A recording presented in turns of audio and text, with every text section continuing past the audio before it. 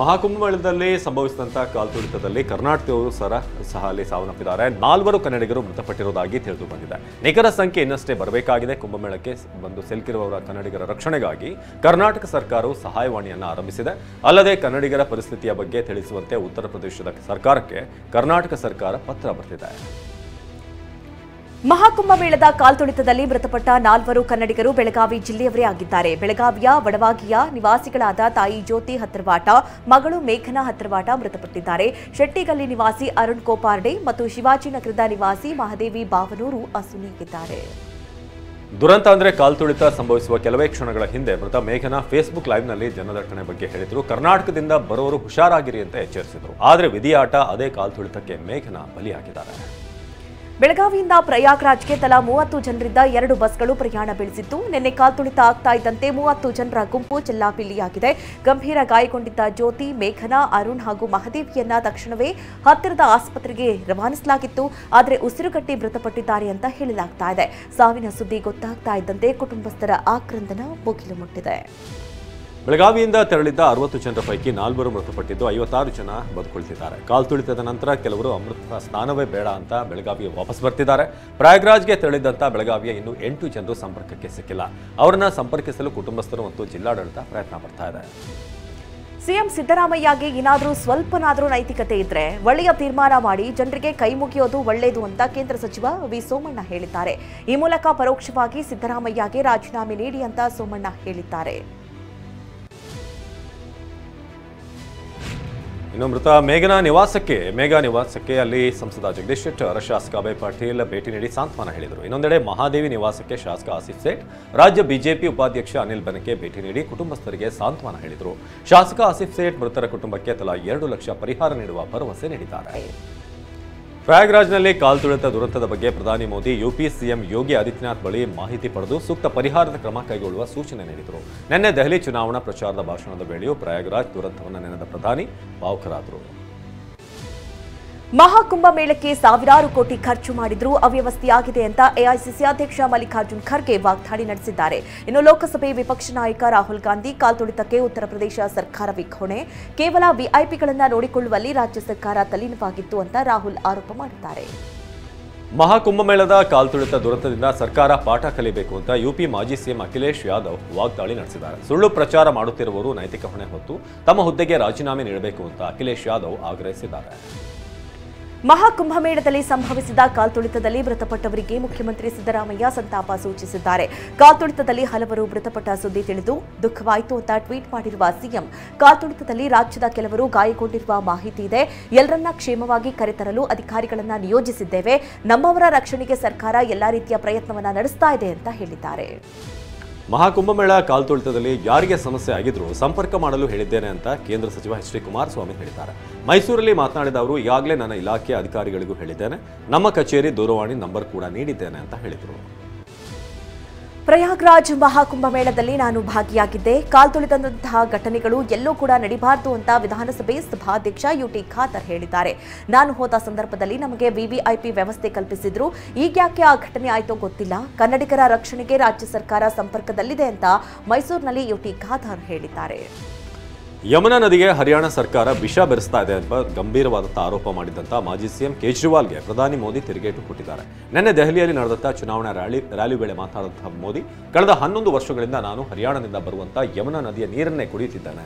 ಶ್ರೀಮಂತರು ಬಡವರೆನ್ನದೆ ಎಲ್ಲರೂ ಕೂಡ ಇದೇ ನೀರನ್ನೇ ಸೇವಿಸ್ತಾ ಇದ್ದಾರೆ. ಆದರೆ ಕೇಜ್ರಿವಾಲ್ ಸುಳ್ಳು ಹೇಳುವ ಮೂಲಕ ಜನರ ದಿಕ್ಕು ತಪ್ಪಿಸ್ತಾ ಇದ್ದಾರೆ ಅಂತ ಮೋದಿ ಹೇಳಿದ್ದಾರೆ. ಹರಿಯಾಣ ಸರ್ಕಾರ ಯಮುನಾ ನದಿಗೆ ವಿಷ ಬೆರೆಸ್ತಾ ಇದೆ ಎಂಬ ಕೇಜ್ರಿವಾಲ್ ಆರೋಪಕ್ಕೆ ಹರಿಯಾಣ ಸಿಎಂ ನಯಾಬ್ ಸಿಂಗ್ ಸೈನಿ ಟಾಂಗ್ ಕೊಟ್ಟಿದ್ದಾರೆ. ದೆಹಲಿಯ ಪಲ್ಲಾ ಗ್ರಾಮದಲ್ಲಿ ಖುದ್ದು ಯಮುನಾ ನದಿ ನೀರನ್ನ ಕುಡಿಯುವ ಮೂಲಕ ತಲೆ ಮೇಲೆ ಪ್ರೋಕ್ಷಣೆ ಮಾಡಿಕೊಂಡಿದ್ದಾರೆ. ಕೇಜ್ರಿವಾಲ್ ಚುನಾವಣೆ ಲಾಭಕ್ಕಾಗಿ ಸುಳ್ಳು ಹೇಳಿಕೆ ಮೂಲಕ ಜನರಲ್ಲಿ ಭಯ ಹುಟ್ಟುಹಾಕಲು ಯತ್ನಿಸ್ತಾ ಇದ್ದಾರೆ ಅಂತ ಸೈನಿ ಕಿಡಿಕಾರಿದ್ದಾರೆ. ಹರಿಯಾಣ ಸಿಎಂ ಸೈನಿ ಯಮುನಾ ನದಿ ನೀರನ್ನ ಕುಡಿದ ರೀತಿ ನಾಟಕವಾಡಿದ್ದಾರೆ ಅಂತ ಅರವಿಂದ್ ಕೇಜ್ರಿವಾಲ್ ಆರೋಪ ಮಾಡಿದರು. ಸೈನಿಯ ವಿಡಿಯೋನ ಟ್ವಿಟರ್ನಲ್ಲಿ ಶೇರ್ ಮಾಡಿರುವಂತಹ ಕೇಜ್ರಿವಾಲ್, ಸೈನಿ ಕುಡಿದಂತೆ ನಾಟಕವಾಡಿ ನಂತರ ಹೊರಕ್ಕೆ ಉಗ್ದಿದ್ದಾರೆ.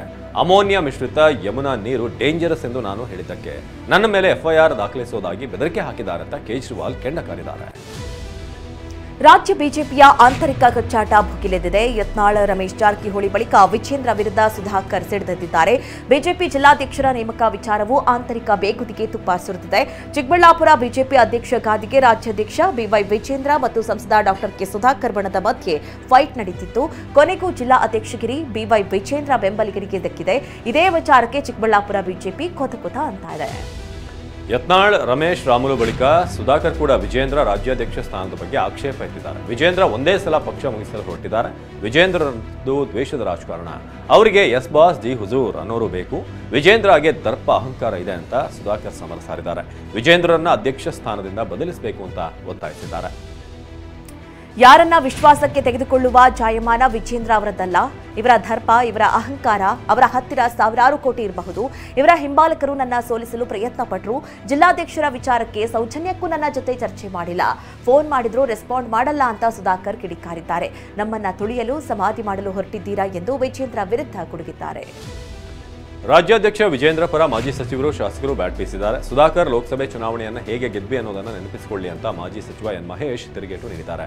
ವರಿಷ್ಠರ ಬಳಿ ಸುಧಾಕರ್ ಅವರು ದೂರು ಕೊಂಡೊಯ್ದರೆ ತಪ್ಪೇನಿಲ್ಲ ಅಂತ ಬಿಜೆಪಿ ಕಾರ್ಯದರ್ಶಿ ಪಿ ರಾಜೀವ್ ಹೇಳಿದ್ದಾರೆ. ಬಳ್ಳಾರಿ ಜಿಲ್ಲಾಧ್ಯಕ್ಷರ ಆಯ್ಕೆಯಿಂದ ಶ್ರೀರಾಮುಲು ದೂರ ಉಳಿದಿದ್ರು. ಸುದ್ದಿಗೋಷ್ಠಿಗೂ ಹಾಜರಾಗಲಿಲ್ಲ. ಆದರೆ ಭಿನ್ನಮತದ ಕುರಿತು ಪ್ರತಿಕ್ರಿಯಿಸಿದ ಜನಾರ್ದನ್ ರೆಡ್ಡಿ, ಜಿಲ್ಲೆಯ ಅಸಂಖ್ಯಾತ ಕಾರ್ಯಕರ್ತರಿಗೆ ರಾಮುಲು ಅವರ ನಾಯಕತ್ವ ಬೇಕು. ಒಂದು ಸೋಲು ಅವರಲ್ಲಿನ ನಾಯಕತ್ವದ ಗುಣಗಳನ್ನು ಕಡಿಮೆ ಮಾಡಲ್ಲ. ಬಳ್ಳಾರಿ ಗ್ರಾಮೀಣ ಭಾಗಕ್ಕೆ ಅವರೇ ಮುಂದುವರಿಲಿ ಅಂತ ರೆಡ್ಡಿ ಹೇಳಿದ್ದಾರೆ. ಖರ್ಗೆ ಅವರೇ ದೇಶದ ಕಾಂಗ್ರೆಸ್ ಅಧ್ಯಕ್ಷರು ಆದರೂ ಅವರು ಕರ್ನಾಟಕದಲ್ಲಿ ಯಾಕೆ ದಲಿತರನ್ನ ಕಾಂಗ್ರೆಸ್ನವರು ಸಿಎಂ ಮಾಡಿಲ್ಲ ಅಂತ ಬಿಜೆಪಿ ನಾಯಕ ಗೋವಿಂದ ಕಾರಜೋಳ ಪ್ರಶ್ನೆ ಮಾಡಿದ್ದಾರೆ. ಕರ್ನಾಟಕದಲ್ಲಿ ಬಿಜೆಪಿ ಸ್ಪಷ್ಟ ಬಹುಮತ ಬಂದಿಲ್ಲ, ಹಾಗಾಗಿ ನಮ್ಮಲ್ಲಿ ತಾಂತ್ರಿಕ ಸಮಸ್ಯೆ ಇದೆ. ನಮ್ಮ ಪಕ್ಷದಲ್ಲಿ ಇವತ್ತಲ್ಲ ನಾಳೆ ದಲಿತರನ್ನ ಮುಖ್ಯಮಂತ್ರಿ ಮಾಡ್ತೇವೆ ಅಂತ ಕಾರಜೋಳ ಹೇಳಿದ್ದಾರೆ.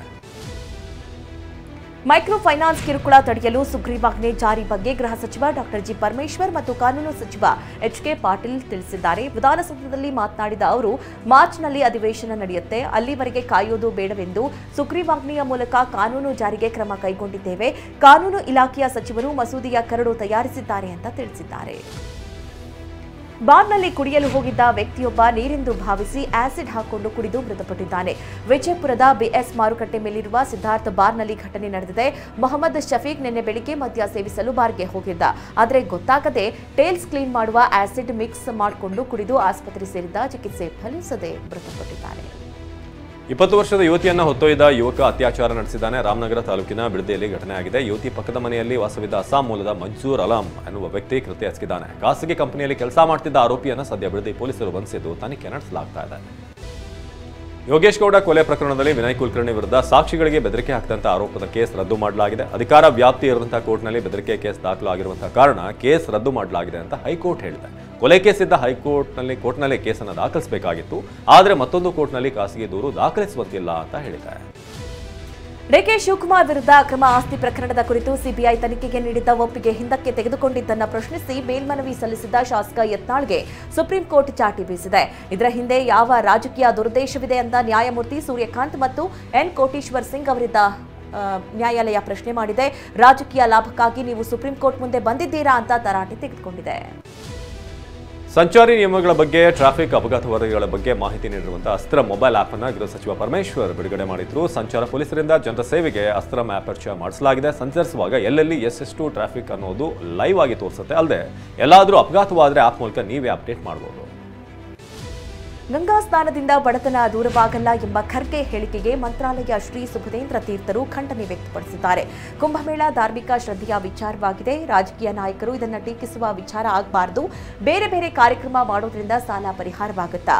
ವಿಧರ್ಮೀಯರು ಮಾಡುವ ಕಾರ್ಯಗಳಿಂದ ಸಾಲ ಪರಿಹಾರವಾಗುತ್ತಾ ಅಂತ ಬೇಸರ ವ್ಯಕ್ತಪಡಿಸಿದ್ದಾರೆ. ಮಹಿಳೆಯ ಗರ್ಭದ ಒಳಗಿರುವಂತಹ ಭ್ರೂಣದ ಒಳಗೊಂದು ಭ್ರೂಣ ಇರಲು ಸಾಧ್ಯವೇ? ಹೌದು, ಭ್ರೂಣದ ಒಳಗೊಂದು ಭ್ರೂಣ ಇರೋದು ಪತ್ತೆಯಾಗಿದೆ. ಮಹಾರಾಷ್ಟ್ರದ ಬುಲ್ದಾನದಲ್ಲಿ ಗರ್ಭಿಣಿಯೊಬ್ಬಳ ಹೊಟ್ಟೆಯಲ್ಲಿದ್ದಂಥ ಭ್ರೂಣದ ಒಳಗೆ ಮತ್ತೊಂದು ಭ್ರೂಣ ಇರೋದು ಸ್ಕ್ಯಾನಿಂಗ್ನಲ್ಲಿ ಪತ್ತೆಯಾಗಿದೆ. ಇದು ಅತ್ಯಂತ ವಿರಳ ಕೇಸ್ ಆಗಿದ್ದು, ಜಗತ್ತಿನಲ್ಲಿ 800 ಮಂದಿಯಲ್ಲಿ ಭಾರತದಲ್ಲಿ 15ರಿಂದ 20 ಗರ್ಭಿಣಿಯರಲ್ಲಿ ಈ ರೀತಿ ಭ್ರೂಣದ ಒಳಗೊಂದು ಭ್ರೂಣ ಬೆಳೆಯುವಂಥ ಪ್ರಕರಣ ಪತ್ತೆಯಾಗುತ್ತೆ ಅಂತ ವೈದ್ಯರು ಹೇಳಿದ್ದಾರೆ.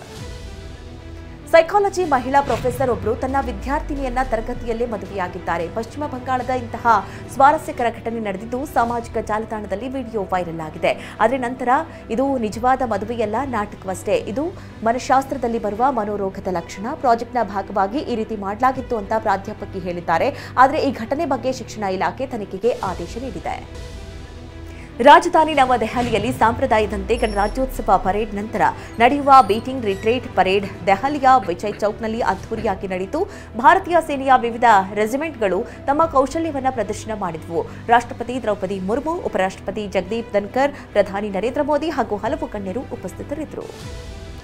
ಜಮ್ಮು ಕಾಶ್ಮೀರದಲ್ಲಿ ಅಕ್ಷರಶಃ ಸ್ವರ್ಗವೇ ಧರೆಗಿಳಿದಿದೆ. ಸೋನಾ ಮಾರ್ಗದಲ್ಲಿ ಸುರಿತಿರುವಂತಹ ಹಿಮಮಳೆ ನಯನ ಮನೋಹರ ದೃಶ್ಯಗಳಿಗೆ ಸಾಕ್ಷಿಯಾಗಿದೆ. ರಸ್ತೆ, ಕಟ್ಟಡ, ವಾಹನ ಎಲ್ಲವೂ ಕೂಡ ಮಂಜಿನಿಂದ ಆವೃತವಾಗಿದೆ. ಪ್ರವಾಸಿಗರು ಹರಿದು ಬರ್ತಿದ್ದು ವಿಶಿಷ್ಟ ಅನುಭವ ಪಡೆದಿದ್ದಾರೆ. ನೆಟ್ಸ್ನಲ್ಲಿ ಬ್ಯಾಟಿಂಗ್ ಸಮರಾಭ್ಯಾಸ ನಡೆಸ್ತಾ ಇರೋ ಟೀಮ್ ಇಂಡಿಯಾದ ಕಿಂಗ್ ಕೊಹ್ಲಿ ರೈಲ್ವೇಸ್ ತಂಡದ ವಿರುದ್ಧ ಕೊಹ್ಲಿಯ ರಣಜಿ ಕ್ರಿಕೆಟ್ ಪಂದ್ಯ ಇಂದು ನಡೆಯುತ್ತೆ. 13 ವರ್ಷದ ಬಳಿಕ ಕೊಹ್ಲಿ ರಣಜಿ ಟ್ರೋಫಿ ಪಂದ್ಯದಲ್ಲಿ ಬ್ಯಾಟ್ ಬೀಸಲಿದ್ದಾರೆ. ಕಿಂಗ್ ಆಟ ನೋಡಲು ಅಭಿಮಾನಿಗಳು ಕಾತರರಾಗಿದ್ದಾರೆ. ನವದೆಹಲಿಯ ಅರುಣ್ ಜೇಟ್ಲಿ ಮೈದಾನದಲ್ಲಿ ಪಂದ್ಯ ನಡೆಯುತ್ತೆ.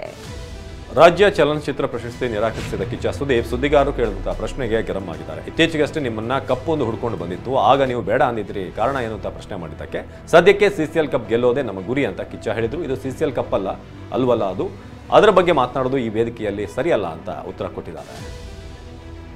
ಮೆಗಾಸ್ಟಾರ್ ಚಿರಂಜೀವಿ ತಮ್ಮ ತಾಯಿ ಅಂಜನಮ್ಮ ಬರ್ತ್ಡೇಯನ್ನ ಅದ್ದೂರಿಯಾಗಿ ಸೆಲೆಬ್ರೇಟ್ ಮಾಡಿದ್ದಾರೆ. ಪುತ್ರ ರಾಮ್ ತಂದೆ ಜೊತೆ ಸೇರಿ ಅಜ್ಜಿಯ ಬರ್ತ್ಡೇಯನ್ನ ಗ್ರ್ಯಾಂಡ್ ಆಗಿ ಆಚರಿಸಿದ್ದಾರೆ.